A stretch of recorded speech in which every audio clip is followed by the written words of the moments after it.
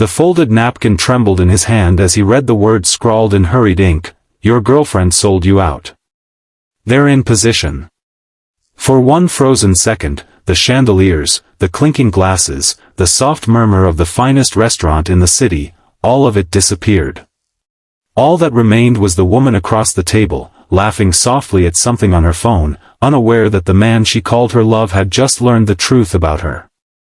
If a story about betrayal, courage, and the quiet heroes who dare to speak the truth moves something in you, hit like, drop a comment telling us where you're watching from, share this with someone who believes in second chances, and subscribe to Humanity Tales, because stories like this deserve to be heard.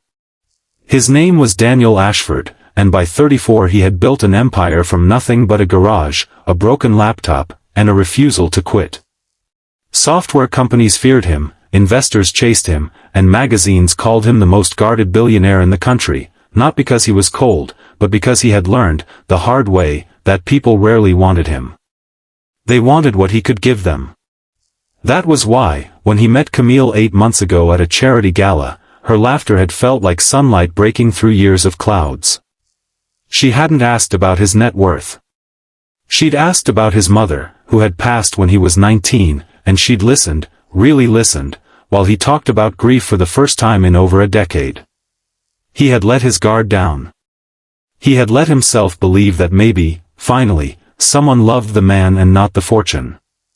Tonight was supposed to be different. Tonight, at this candlelit table with wine older than their relationship and a small velvet box hidden in his coat pocket, he had planned to ask Camille to marry him. He had rehearsed the words in the mirror that morning like a nervous teenager, not a man who negotiated million-dollar mergers before breakfast. He had chosen this restaurant because it was where they'd had their first date, the same corner table, the same low gold light. He wanted this night burned into memory as the beginning of something unshakable. Instead, it was about to become the night everything shattered. The waitress who delivered that note was a young woman named Elena, 26 years old, with tired eyes that had seen more of this restaurant's secrets than any of its wealthy patrons realized. She had been serving tables at L'Odore for 3 years, working double shifts to pay for her younger brother's medical bills after an accident left him needing surgery their family couldn't otherwise afford. She was invisible to most of the people she served, a hand that poured wine, a voice that recited specials, a shadow that came and went. But invisibility, she had learned, meant people forgot to lower their voices around her. 20 minutes earlier, while refilling water glasses at the private lounge near the kitchen, she had overheard 2 men speaking in hushed, urgent tones. One of them she recognized, Marcus Rain, a mid-level security contractor who sometimes drank alone at the bar after his shifts guarding warehouses on the east side. The other man was unfamiliar, broad-shouldered, wearing an earpiece he didn't bother hiding well. What she heard froze her mid-step. They were discussing a woman named Camille, a signal she'd give once dessert arrived, and a van waiting 2 blocks away. They mentioned Daniel Ashford by name. They mentioned an amount of money that made Elena's knees weak. They mentioned that she already agreed to distract him near the private entrance, and that, once he's separated from his security detail, they're in position. Elena did not know Daniel Ashford personally.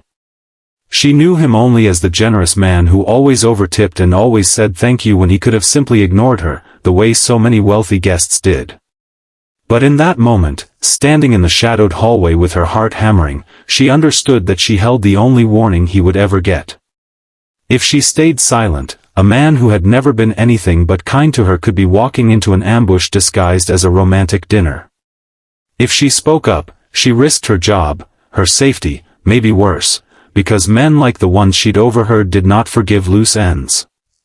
But she thought of her brother, recovering because good people had once shown her family unexpected kindness when they needed it most, and she knew she could not simply serve the wine and look away. So she tore a corner from her order pad, and with hands that would not stop shaking, she wrote the only words that mattered, and folded it inside a napkin, and walked toward table 7 as if delivering nothing more than a fresh set of silverware. Daniel read the note twice, then a third time, willing the letters to rearrange themselves into something less devastating.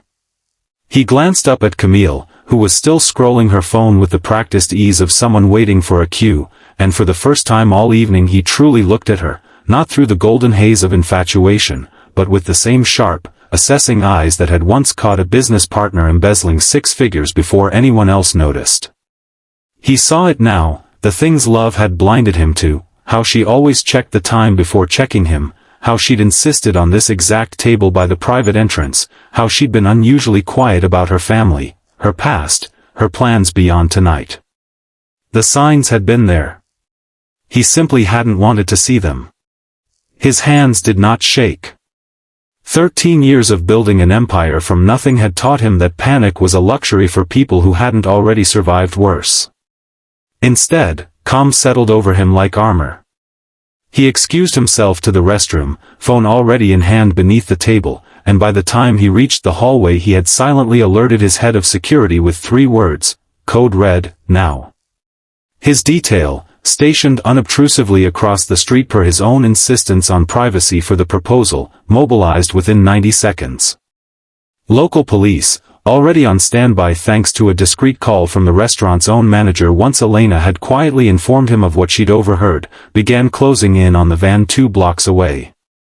Elena, meanwhile, was doing everything she could to keep her hands from betraying her fear as she continued her rounds, refilling glasses at other tables, smiling at guests who had no idea that a life-or-death drama was unfolding feet away from their appetizers. She kept glancing toward the private entrance, praying she hadn't misjudged, praying she hadn't just imagined her way into a nightmare. When she saw 2 men in dark jackets attempt to slip through the side door only to be met by plainclothes officers who had been quietly positioned there, her knees nearly buckled with relief. When she saw Camille's phone light up with a message that made her face go pale before officers approached her table as well, Elena finally allowed herself to breathe.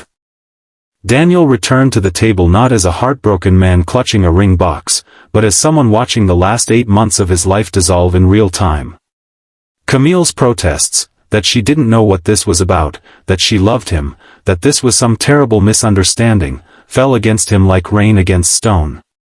He had spent years surrounded by people who wanted pieces of him, and he recognized, with a grief that had nothing to do with romance and everything to do with disappointment in his own judgment, that he had let another one get closer than he should have. The investigation would later reveal that Camille had been recruited months earlier by a rival business associate desperate to force Daniel into a hostile buyout through leverage, kidnapping, or worse, and that she had known exactly what she was doing every single time she'd looked into his eyes and told him she loved him. But this story isn't really about Camille. It's about the woman who had every reason to stay silent and chose not to. In the chaos that followed, police statements, security debriefs, a night that stretched long past closing, Daniel asked to speak with the waitress who had passed him the note. Elena stood before him still in her uniform, exhausted, terrified she might be fired for interfering in a guest's private affairs, or worse, that she'd somehow misread the situation and ruined an innocent night. Instead, Daniel took her hand, the same steady hand that had built companies and closed billion-dollar deals, and thanked her the way he had never thanked anyone before, not for service, but for saving his life. He asked her name.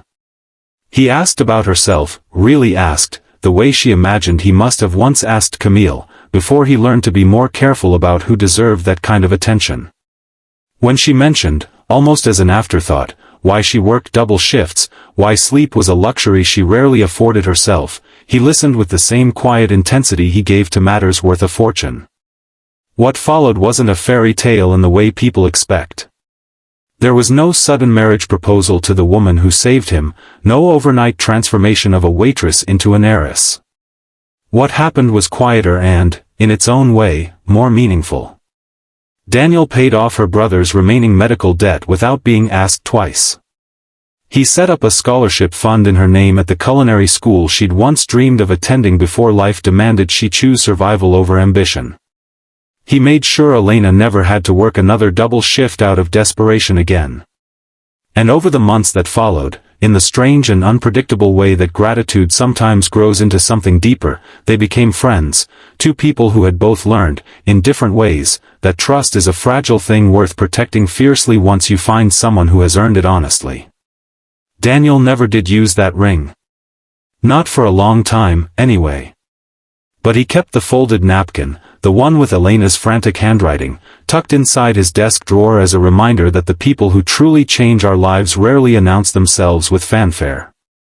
Sometimes they arrive quietly, in an apron, with trembling hands and a courage that costs them everything to offer. If this story moved you even a little, if it reminded you that kindness and courage still exist in the most unexpected corners of the world, please take a moment to like this video, leave a comment, and share it with someone who needs a little hope today. Before we go, we have one small request. Comment the word courage below if you believe Elena did the right thing, and if you've ever been the quiet person who saw something wrong and chose to speak up anyway. Your story might be the reason someone else finds the strength to do the same. Because sometimes, the most powerful act of love isn't a proposal in candlelight, it's a stranger who decides, against every instinct of self-preservation, that your life matters more than their silence.